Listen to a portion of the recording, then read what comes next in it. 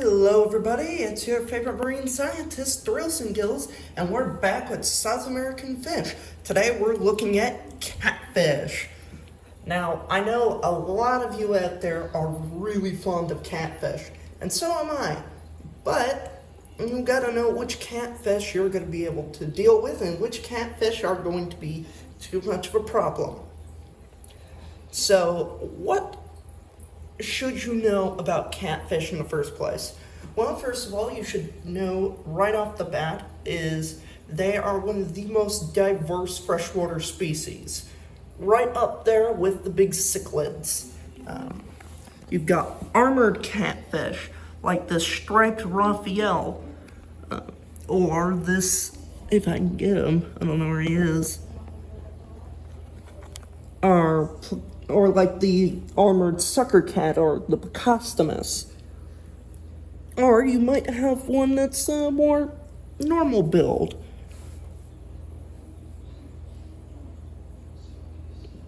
A lot like the Synodontis cats from South Africa, or the bullhead catfish from North America, or the Wells catfish from Europe. If you're getting my drift, catfish come from pretty much every continent except for Australia. Actually, no, they are in Australia too. Antarctica's the only one I can think of that doesn't have catfish, but Antarctica doesn't have a lot of things because it's a desert made of ice. But there's still fish up there, and maybe at some point I'll go over some of the fish that live in that ecosystem, but that's probably gonna be a while since I don't really know too much about Antarctic fish, but I do know a lot about catfish. So I like to put it like this. The two main problems you'll run into with catfish is A, they can become obnoxiously large, and B, they like to eat everything in your tank if you're not watching. So if you're not ready to handle those, maybe a catfish isn't for you. But if you know what type of catfish you're looking for, then you might not have that problem. Now, as I said, catfish are very diverse, but that doesn't mean that there are some certain builds that are definitely better than another, depending on what you're looking for. For instance, the Placostomus is a very common breed of catfish from South America, and it has become a very popular aquarium fish. It became popular in about 1952, where it was formerly discovered in South America in the rivers of Brazil. There are about 200 variants of the common Placostomus, all ranging from weird, bizarre colors and patterns, and all shapes and sizes from only a mere 2 inches to a massive 3 feet, which is about what they get maximum. The common Placostomus is one of those, usually getting up to 24 inches maximum. They are quite a pain if you are not ready to suit them with the correct tank. A lot of people will tell you that there's they grow with their environment, which is what people will say about Oscars, alligators, goldfish, Placostomus, bigger catfish, arowanas, arapaimas, and a whole other list of fish. This is not true. They will keep on growing. It is their natural thing to just keep on growing. If they stop growing in their environment, it's not a good thing. This is what we call captivity stunting, which is where through the means of it doesn't have enough space to grow anymore, its growth slows down so much that it starts to affect it, which means the fish may have weaker bones, it may have a weaker immune system, and we don't want that. So my thing is, if you don't have a big enough tank for it, you should probably avoid it altogether because you will harm it.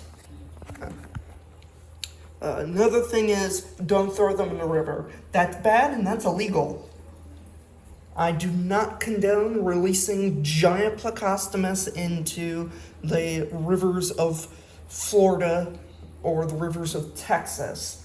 That is bad. Don't do that. They mess up an ecosystem within a snap of a second.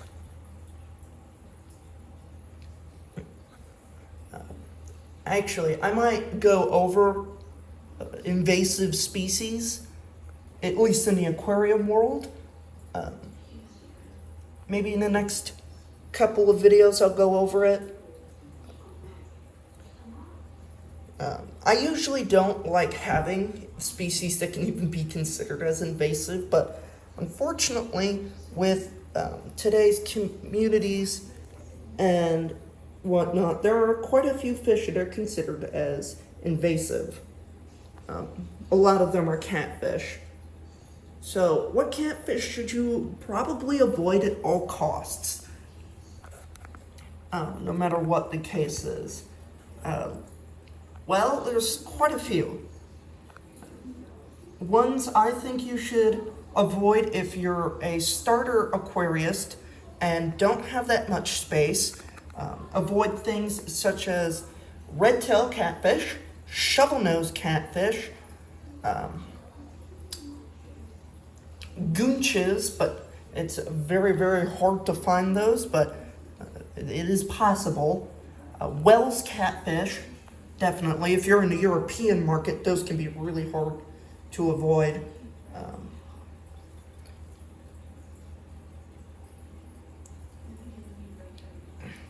As I said, common Placostomus, but there are other Placostomus species, so I wouldn't say completely avoid the entire genre of Placostomus. Just try to avoid the ones that get bigger. There are quite a few dwarf species. If you want to get a Placostomus and you don't have a 150-gallon tank, breeds I always like to suggest are things like the super red, the bristlenose, the albino bristlenose, the whiptail. I can think of a few others. The clown pleco. If you're only starting out and you need to find a Placostomus quick, because a lot of people do like having Placostomus, but of course, a lot of people have the problem of having a gigantic one that's like 12 inches long, and then they're trying to get rid of it, and they don't know what to do with it, and either the Placostomus dies, or they throw it into the river, or they give it to a pet shop, and really, all of those don't really turn out very well. So if you're at a pet shop, and you're looking for a Placostomus, but you don't have a very big tank, like let's say your tank is maybe only, 20 gallons, the best breeds to look for are the clown Placostomus, the bristlenose Placostomus, and the rubber lip Placostomus. All three are very easy to spot as they are quite different from their normal counterparts. Both through color and through shape. The rubber lip pleco is very, very easy to spot. The defining traits of a rubber lip pleco are its bright, shiny armor. It's very silver, and it has a bright tan stomach. The bristle nose gets its name because it has little bristles on its face for the males. We have some in here. They're tiny right now, so I can't get very good footage of them. But They don't get very big either. They're also easy to spot from their spots. They have bright yellow spots on them. And the clown Placostomus has these bright yellow stripes and a chocolate brown color. So they all have nice colors to make them. I mean, they look nicer than a normal Placostomus, and they also stay smaller. Two good things right there. Other catfish, if you're somebody who still wants more catfish, but you still only have like a 20-gallon tank, other good substitutes are things such as the Cory catfish. They are a small catfish. Most of them don't get over 4 inches, and they're good schoolers. Moth catfish, or the stone catfish, or anchor catfish, is another good variant, only getting around 2 inches maximum. Raphael catfish are good if you have like a 50-gallon, which is what this guy is right here. Well, she's a Raphael. Also, if you don't see our big knife fish, we had some difficulties. I have moved him to a tank where he is safer.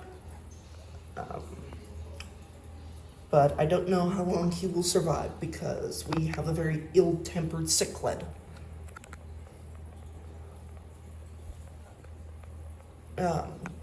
But back to my subject of catfish that you should probably keep if you have a 50-gallon or smaller.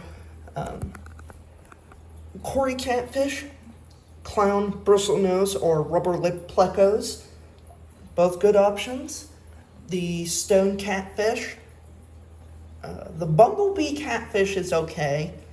They do get a little bigger. They get about 6 inches, but that's a lot better than, a 14-inch catfish. Catfish you should probably avoid if you don't have a big enough tank. As I said, the red tails and the shelf nose, but the ones that will get you are ones that look small when they start out. Iridescent sharks. Everybody tells you to get them. Don't. They get like 2 feet long, and it's terrifying.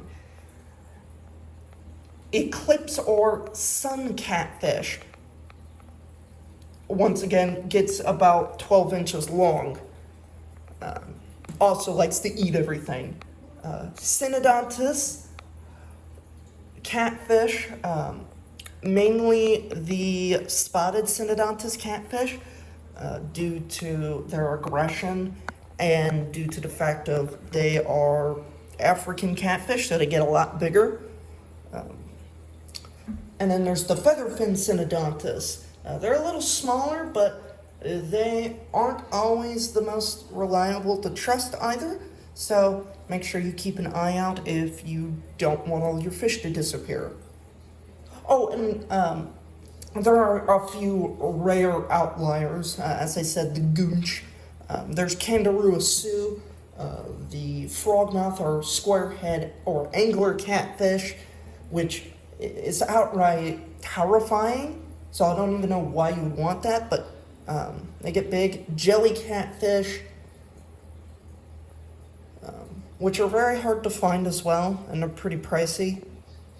And the last one is the ogre gulper catfish. You've probably seen it in other viral videos where there's a goldfish about twice its size and it swallows it. Yes, that is what they do, and most catfish are capable of this. They just don't like to tell you that.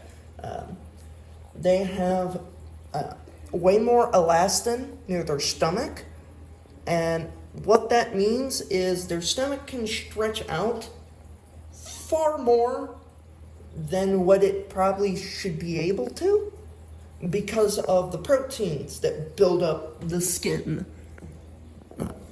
Catfish are also very chemical sensitive. They have barbels or whiskers. And these aren't useless. They are very, very useful. What they do is they track chemicals, kind of like how a dog sniffs out chemicals. These guys can track it through their whiskers. They're also built on vibration, but mostly chemical. Which is why if you have really smelly bait, it will catch it really quickly.